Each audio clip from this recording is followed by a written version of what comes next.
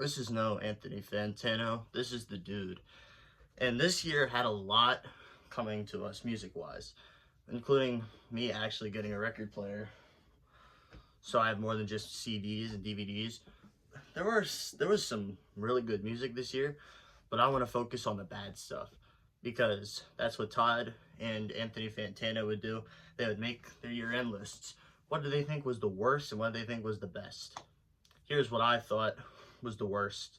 Starting with number 10, I want to start off with a rapper who dropped their sophomore album after almost 10 years of waiting, Cardi B, featuring Lizzo, What's Going On, which, not the Marvin Gaye album, but a song that samples the Four Non Blondes one hit wonder track, What's Up, which also had a bit of a resurgence with a remix of Nicki Minaj, Bees in the Trap, which I'm not going to get on to her. Nicki Minaj has had a horrible year. She is not the same as she was a while back. She still sucks as a person, and she's even worse now that we know how she is. But that's not what we're talking about. I am not a fan of songs that take old, known songs and just remixes them and makes it sound like shit. This song took the chorus, which everyone knows mainly because of the classic YouTube He-Man video. It's just, and it's auto-tuned babbling over it. It just makes it sound even more insufferable than the original song already was. And I thought new Cardi B album was just okay. It's not a good album. I would say listen to it yourselves, but all I have to say is it's a very forgettable song that takes a song that already isn't that good and makes it even more annoying. Number 9. Tom MacDonald is one of the worst rappers in history and probably the worst rapper of all time. But I will talk about his song Charlie, which he made in response to the deadly shooting of far right political nationalist Charlie Kirk.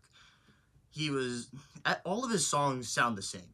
All of his songs, including this one, he's always talking about the woke, screw the woke is terrible, all that. It's every single song he does. He couldn't even write a song dedicated to someone he loved. He just had to once again pull the woke card and say everyone's woke. Everyone who hated this guy is woke. The guy who killed him was. Like, he just goes back to bastardizing people he doesn't like. And this dude's Canadian, so he's literally just doing this for love of the game. I can't wait for him to be like one of those people like Johnny Rebel, that extremely racist country singer who I only know about from the Boondocks, who had to come out and say that he never actually was racist and he was just doing it to entertain the racist people. I can't wait for Tom MacDonald to come out and say, oh, I was never a Trump guy. I was actually just doing all this for love of the game because they're so easy to manipulate. That's probably not going to happen, but I think it would be pretty funny if it did. Number 8 is the worst track I could possibly pick off of Taylor Swift's new record, Life of a Showgirl, Would, which a lot of people don't know this. Well, actually, they do. I'm just saying stuff. But Taylor Swift usually writes music about breakups, and that's kind of what makes her super popular. This album, she got engaged to Kansas City Chiefs player Travis Kelce, and she wrote this song, Would, about his dick. It's uncomfortable to listen to and childish. And there's also a lot of different lyrics like, oh, his wood was the key that opened my thought. It's just weird shit. It's very uncomfortable to listen to, as for all of that album is just very cringe, childish, and also way past her prime. Like, she's gotten to a point where she doesn't even have to write good music anymore. She knows that it will sell because it has her name on it. She's a billionaire now. She can do whatever the hell she wants. I'm not against that, but at least put out something that's listenable. Number 7 is off of MGK's new record, Lost Americana, the song Cliche. This song is, it's not even ironic, it is a cliche. MGK is a guy who I don't like at all. He's a horrible artist, terrible rapper, terrible pop punk artist. I'm a huge pop punk fan, so I would know. He's a poser. That's not what I want to say. This song is a cliche because it's a generic pop rock song that has absolutely no substance to it that makes it enjoyable. He just hops from one genre to another. He just does that, and it's annoying. He went to pop punk after Eminem dissed him, and he went to pop rock, or like just plain old pop, just because the pop punk thing wasn't doing it for him anymore. He was getting bad reviews. He was getting a lot of backlash. So he just decided to do a pop act, and it sounds as generic as everything you hear on the radio for pop music as of now. Number 6 is another one where it's another popular known song that gets turned into absolute rubbish, except this time it's more of a cover off of Lil Wayne's new record, The Carter 6, Island Holiday, which I stayed up all night on like a Thursday so I could listen to this new album, and it was so disappointing. I can't believe it. He takes Island in the Sun by Weezer, which I actually have my Weezer t-shirt on right now. Uh, he puts so much auto-tune over the lyrics. You can barely like understand any of the instrumental. It's just him singing the lyrics with as much auto-tune as Cher does on her Christmas song. It's unbearable, annoying, and almost unlistenable, but it's actually not the worst Lil Wayne Weezer song. Like, there's Can't Stop Partying off the album Ratitude that's also just as bad, except this is just straight up unlistenable trash from a goat who used to be great, but now he's just a terrible artist, and this is why Kendrick got the Super Bowl. 5 is quite possibly the biggest song of the year, with Alex Warden's Ordinary, which I hate this song, okay? I don't want to bash a guy who's pursuing like music, because that's something I like to do too. I want to pursue a music career. But this song is so bland and unoriginal. It sounds like it was made for a Mormon wedding where no one knows what songs to choose. This song doesn't know what genre it wants. It sounds like Imagine Dragons, which I don't like Imagine Dragons. There's also Benson Boone who does the same thing, except he's signed to the singer of that band. So that's why his sound is similar to this. He's just, Alex Warren's doing it for the love of the game. I just find this to be a sappy, flavorless love ballad about, because he found his love of his life. So he wrote a song about it, and it was at like #1 for 11, 12 weeks, I think. And Drake was mad that it took his #1 spot and made a whole hullabaloo about it. But honestly, both songs were terrible, but this one was worse as it has no substance to it that makes it significant. Like, it's a radio song. It's a song that people will just put on and not care what the hell is going on. They just play it just to play it, and I hate when that happens. Number 4, speaking of the last placement, this one is Benson Boone with his song Mystical Magical, with some of the worst Maroon 5-esque falsettos of all time. His voice is so damn high on this song, and it's irritating. And also, once again, going back to number 10, it's another song that takes a classic or like an old known popular song, this being Physical by Olivia Newton-John, except it's interpolated to like mystical, magical, oh baby, just horrible fucking high vocals, and it was everywhere too. His new album was not good. It's just generic Maroon 5 Imagine Dragons-esque pop rock that used to clog the radio station in the early 2010s that I don't like. But I he didn't even know what the hell Moonbeam Ice Cream was. He was like, I don't know, someone else wrote it for me. Then why is he singing it? To make money. Well, that's what we're all trying to do, right? But you should have a better choice than Moonbeam Ice Cream. If you don't even know what that is, I don't even know what that is. You should have just chosen better words or just write your own songs. Either way, just take your time on music, man. He has potential. His voice is pretty good, but he's just stuck to making pop slop for the radio.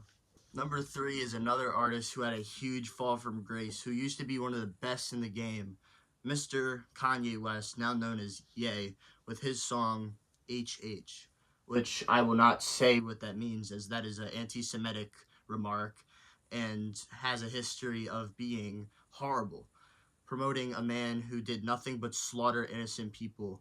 And Kanye is a fucking weirdo now. He's a crazy person. I hope he's okay. But this is a terrible song. He's always trying to recreate the Hell of a Life instrumental like he did on Carnival, with like the blaring bass and the aggressive instrumental overall. He keeps trying to redo that, except this time with people chanting this anti-Semitic remark and having like auto tune over it. Just like, yeah, I'm the villain. They don't understand anything I'm saying on Twitter. All the anti-Semitic, racist shit I'm putting out there, they just don't understand it. I'm the villain now. Like, it's cringe, it's disheartening, and it's sad to see someone who used to be regarded as a legend now devoted to being someone who is an anti-Semite. Number two is from a country artist named Jesse Murph, 1965. This is honestly one of the worst songs I've ever heard in my life. It has some of the most weird, dystopian, and straight up vile lyrics where she's trying to be this Lana Del Rey, Amy Winehouse character.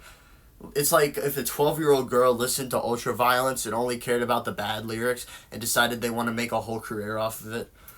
A lot of it's got has been hotel fuck bombs in it, just 50 million F words for no reason, like almost every sentence, and some of the worst lyrics I have ever read and heard in a song. And she has a lot of twang too, but with autotune over it, so it's even more unbearable to listen to her voice. And she's like, "Oh, I would love to lose some rights to live like it was 1965. It's backwards and archaic and feels like it's indoctrinating people to also want to go back to the times where women did not have as much rights as they do now. It's a very unfortunate song, and I'm sure she probably doesn't mean that, but the way she wrote it seems like she did. Before I get to number one, I want to read off some honorable mentions, starting with another Kanye West single, Cousins, which is a very disturbing song, which honestly I don't even know if it's true or not, where he would pleasure his cousin. It's a very incestuous, gross song, and once, like I said before, I wish he would get the help he needed because this feels very traumatizing. Another song, Good Credit by Kendrick Lamar and Playboi Carti. Kendrick Lamar being the feature artist, of course. He had such a good year last year, and then this year he starts off with it's not a single, never mind. A song off of Playboi Carti's Music record, which is by far the worst album rollout in history, where he did nothing but brag for like 5 years, post a bunch of fit pics, but that's not what's important. But he definitely wrote Kendrick to be this corny rapper who has a lot to do with Playboi Carti, which he is an abuser. He's a wife beater, which a lot of Drake fans were trying to say Kendrick was.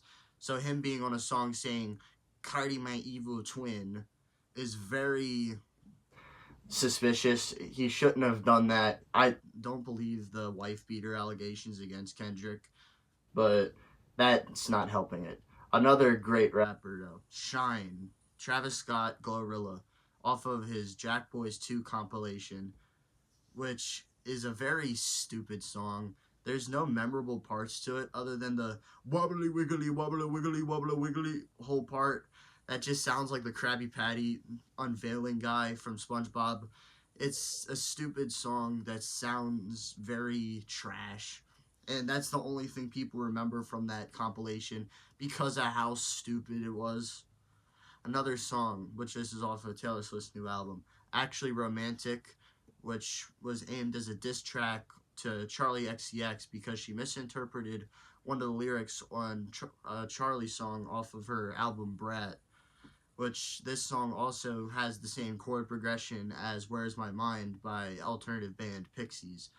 And it sounds this like that song, but that's not what I'm going to talk about. It's Taylor Swift being very childish and egotistical, aiming at Charlie XCX, calling her a cokehead for the lyrics that she, like I said, misinterpreted. And the last single I want to get to on my honorable mentions, Forrest Frank, Your Way's Better, which I stole this picture from a Todd video because he put it at his number one. I think it's a very annoying song with a very bad inflection, like the thing on every single last word in the verse and a chorus. And it's about Jesus. Oh, your way is better. There's trap drums on it. Why are there trap drums on a Christian song? This is a song that sounds like it was made for the Christian church run by Gen Z so they could blast it on their speakers while they talk about everything but the Bible. Okay, so number one is a doozy. It's from an artist, I can't really pronounce the name, I think it's like Spalexma. We Are Charlie Kirk. This is actually the worst song I've ever heard in my life. I'm not even exaggerating. I was debating putting it at number one because I'm pretty sure it's an AI song, but I wanted to talk about it, so that's why it's number one. It's a mega church anthem. This is definitely a song made for the middle-aged men that used to watch Charlie Kirk TikToks like 50 hours a day until he died, and they still talk about him like, oh, they'll get the woke guy that killed him. I'm not going to talk about that, but this song is hilarious. And I don't even know if this was actually a satire, a joke, or whatever, or this actually was a serious song. But it's like the craziest vocals, like saying, "Oh, we carry the flame" or whatever. It's hilarious. I hate to say it. Like, I don't know if it's disrespectful or not to say it, but it's hilarious. It's the most ridiculous song ever, and I find it even funnier that there's a video, like a music video on this guy's YouTube channel that takes JD Vance, like an AI video of him singing it. It's just made it even funnier because I'm pretty sure Erica Kirk does not miss her husband whatsoever, and she just wants JD Vance. That's a wrap. 10 worst songs of 2025. Y'all can let me know what you thought. What you thought was the worst. This is what I thought. I will bring out the best soon, but this has been my list. This has been 2025. Signing off. Okay, so number one is a doozy. It's from an artist, I can't really pronounce the name, I think it's like Spalexma. We Are Charlie Kirk. This is actually the worst song I've ever heard in my life. I'm not even exaggerating. I was debating putting it at number one because I'm pretty sure it's an AI song, but I wanted to talk about it, so that's why it's number one. It's a mega church anthem. This is definitely a song made for the middle-aged men that used to watch Charlie Kirk TikToks like 50 hours a day until he died, and they still talk about him like, oh, they'll get the woke guy that killed him. I'm not going to talk about that, but this song is hilarious. And I don't even know if this was actually a satire, a joke, or whatever, or this actually was a serious song. But it's like the craziest vocals, like saying, "Oh, we carry the flame" or whatever. It's hilarious. I hate to say it. Like, I don't know if it's disrespectful or not to say it, but it's hilarious. It's the most ridiculous song ever, and I find it even funnier that there's a video, like a music video on this guy's YouTube channel that takes JD Vance, like an AI video of him singing it. It's just made it even funnier because I'm pretty sure Erica Kirk does not miss her husband whatsoever, and she just wants JD Vance. That's a wrap. 10 worst songs of 2025. Y'all can let me know what you thought. What you thought was the worst. This is what I thought. I will bring out the best soon, but this has been my list. This has been 2025. Signing off.